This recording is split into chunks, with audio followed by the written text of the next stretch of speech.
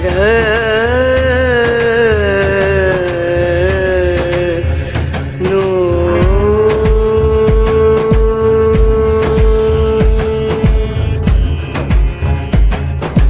राधे, जय माता की भक्तों।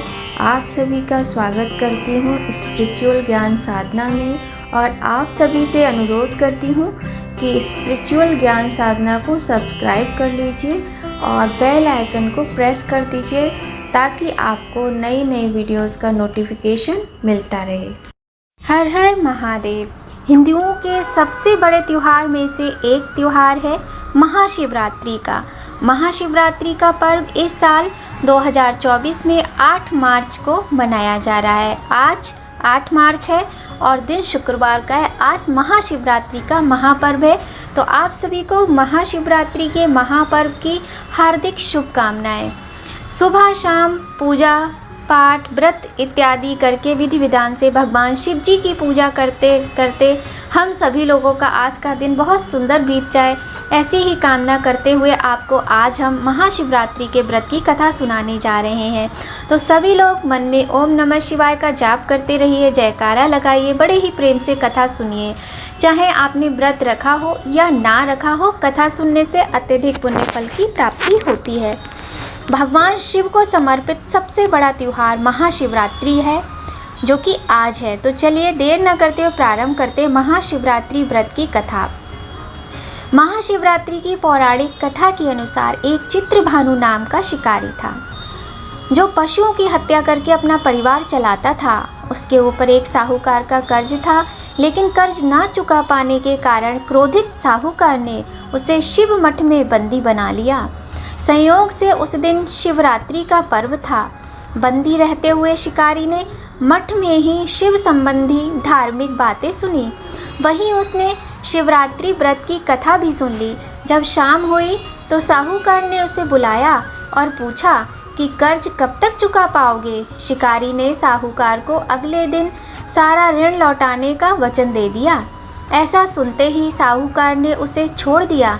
फिर शिकारी जंगल में शिकार के लिए निकल गया। दिन भर बंदी गृह में रहने के कारण वह भूख प्यास से परेशान रहा। सूर्यास्त होने पर वह एक जलाशय के पास पहुंचा और वहां पर एक पेड़ पर थोड़ा सा जल पीने के लिए लेकर चढ़ गया। अब वह यहीं पर किसी जानवर के आने की प्रतीक्षा करने लगा, क्योंकि उसे पूरी उम्मीद थी कि कोई ना कोई जानवर अपनी प्यास बुझाने यहाँ ज़रूर आएगा। शिकारी जिस पेड़ पर चढ़ा था वह बेल पत्र का पेड़ था, और उसी पेड़ के नीचे पत्तों से ढका हुआ शिवलिंग भी था। शिकारी ने मचान बनाते हुए जो टहनियाँ तोड़ी वे संयोग से शिवलिंग पर जा गिरी। इस प्रकार दिन भर भूखे प्यासे रहने की वजह से शिकारी का शिवरात्रि का व्रत हो गया और शिवलिंग पर बेलपत्र भी चढ़ गए। कुछ समय बाद गर्भिणी मृगी तालाब पर पानी पीने पहुंची। शिकारी ने तुरंत ही धनुष पर तीर चढ़ा दिया और उसने ज्यों ही प्रत्यंचा खींची, उसके हाथ से कुछ पत्ते और गिर गए और जल की बूंदें भी नीचे गिर गईं, जो कि शिवलिंग पर जा गिरी। अनजाने में ही शिकारी के पहले प्रहर की पूजा संपन्न हो गई। मृगी शिकारी से बोली, मैं गर्भिणी हूँ, शीघ्र ही प्रसव करूँगी। तुम इस तरह एक नहीं बल्कि 2 जीवों की हत्या करोगे, जो ठीक नहीं है। मैं बच्चे को जन्म देकर तुम्हारे समक्ष शीघ्र प्रस्तुत हो जाऊंगी, तुम मुझे मार देना।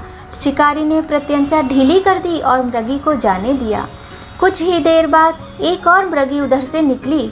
शिकारी ने तुरंत ही धनुष पर बाण चढ़ाया और फिर से उससे कुछ बेलपत्र नीचे शिवलिंग पर जा गिरे और अनायास ही शिकारी की दूसरे पहर की पूजा भी संपन्न हो गई। तब शिकारी को देख मृगी ने विनम्रता पूर्वक निवेदन किया कि मैं थोड़ी देर पहले ऋतु से निवृत्त हुई हूँ, कामातुर गृहिणी हूँ, अपने प्रिय की खोज कर रही हूँ। मैं अपने पति से मिलकर शीघ्र ही तुम्हारे पास आऊँगी। शिकारी ने उसे भी जाने दिया। रात्रि का आखिरी पहर भी बीत गया। तभी एक और मृगी अपने बच्चों के साथ शिकारी के पास से निकली। शिकारी धनुष पर तीर चढ़ाकर छोड़ने ही वाला था कि मृगी बोली कि मुझे अभी मत मारो, मैं इन बच्चों को इनके पिता के पास करके अभी लौट कर आती हूँ, तब तुम मुझे मार देना। शिकारी हंसने लगा और बोला, सामने आए शिकार को मैं कैसे छोड़ दूं? इससे पहले भी मैं 2 शिकार खो चुका हूँ। मेरे बच्चे घर पर भूख प्यास से तड़प रहे होंगे। इस पर मृगी ने कहा, जैसे तुम्हें तुम्हारे बच्चों की ममता सता रही है, वैसे ही मुझे भी मेरे बच्चों की फिक्र है। इसलिए सिर्फ बच्चों के नाम पर ही सही मुझे थोड़ी देर के लिए जीवन दान दे दो। मेरा विश्वास करो, मैं इन्हें इनके पिता के पास छोड़कर अवश्य वापस आऊँगी। मृगी का दीन स्वर सुनकर शिकारी को उस पर दया आ गई और उसने उसे भी जाने दिया। बोलिए हर हर महादेव। शिकार ना कर पाने से परेशान होकर शिकारी बेलपत्र तोड़ तोड़ कर नीचे फेंकता जा रहा था। इस तरह से उसकी तीसरे प्रहर की पूजा स्वतः ही संपन्न हो गई। पौ फटने को थी तो उसने एक हिष्ट पुष्ट मृग को उसी रास्ते पर आते देखा। शिकारी ने सोच लिया था कि इस बार शिकार को हाथ से नहीं जाने दूंगा।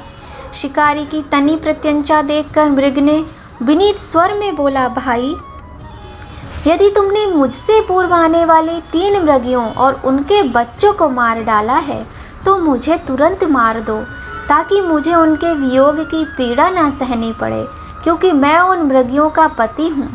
और यदि तुमने उन्हें जीवन दान दे दिया है तो मुझे भी कुछ पल के लिए जीवन देने की कृपा करो।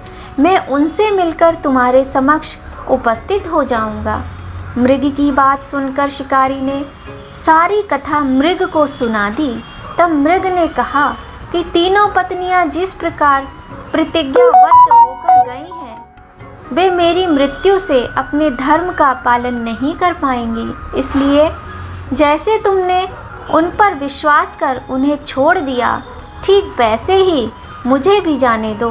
मैं उन सभी को लेकर तुम्हारे सामने शीघ्र ही उपस्थित हो जाऊंगा। उपवास, रात्रि जागरण और शिवलिंग पर बेलपत्र चढ़ने से शिकारी का हिंसक हृदय अब निर्मल हो गया था। अब उसके हाथ से धनुष और बाण छूट गया और उसने उस मृग को भी जाने दिया। थोड़ी ही देर बाद वह मृग अपनी तीनों पत्नियों के साथ शिकारी के समक्ष उपस्थित हो गया। किंतु जंगली पशुओं की ऐसी सत्यता, सात्विकता और प्रेम भावना देखकर शिकारी को बड़ी ग्लानि हुई। उसके नेत्रों से अश्रुओं की धारा बहने लगी। शिकारी ने उस मृग परिवार को जाने दिया। साथ ही उसने अपने कठोर हृदय को जीव हिंसा से सदा के लिए हटा दिया। भगवान शिव प्रसन्न होकर उस शिकारी को अपने दिव्य रूप में दर्शन देने लगे। माता पार्वती आशीर्वाद देने लगी और उसे सुख समृद्धि का वरदान दिया। इस प्रकार महाशिवरात्रि पूजन पौराणिक व्रत कथा पूर्ण हुई। ओम नमः पार्वती पतये हर हर महादेव। और जो शिकारी था उसको मृत्यु के समय शिवगढ़ लेने के लिए आए और शिवलोक की प्राप्ति हुई।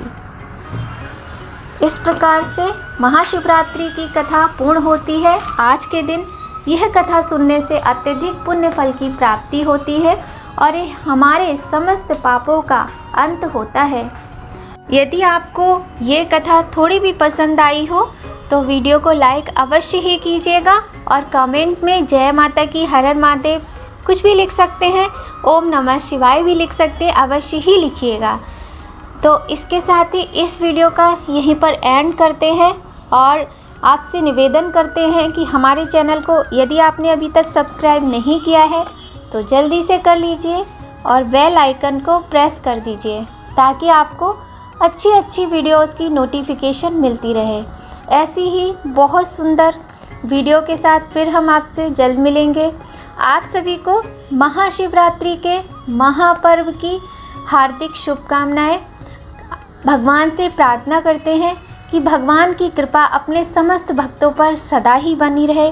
भगवान आप सभी के कष्टों को दूर करें और शीघ्र ही भगवान के समस्त भक्तों की मनोकामना पूर्ण हो, ऐसी कामना करते हुए फिर मिलेंगे आपसे बहुत जल्द। जय माता की, राधे राधे, हर हर महादेव।